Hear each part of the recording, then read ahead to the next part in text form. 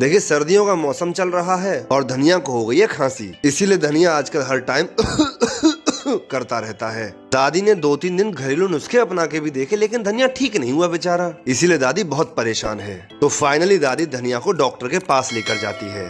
Doctor धनिया को check करता है और बोलता है घबराने की कोई बात नहीं है दादी, ये दवा इसके लिए लिख दे रहा हूँ और इसको ठंडी चीजें मत खिलाना बिल्कुल भी। दादी और धनिया डॉक्टर के केबिन से बाहर आते हैं और दवा लेने के लिए लाइन में लग जाते हैं। उस लाइन में एक शराबी भी लगा होता है। धनिया को खांसते हुए देखकर वो दादी से बोलता है, दादी इसको तो बहुत जोर की खांसी है, ये दवा से ठीक नहीं होगी दादी, इसको 2 पैक दारू पिला दो, सब ठीक हो जाएगा। अब दादी है बहुत भोली बेचारी, इसीलिए उन्होंने शराबी से बड़े प्यार से पूछा, बेटा दारू पीने से इसकी खांसी चली जाएगी क्या? तो वो शराबी बोलता है, अरे दादी दारू पीने से मेरे बाप की 100 बीघा जमीन चली गई, खांसी कैसे नहीं जाएगी इसकी।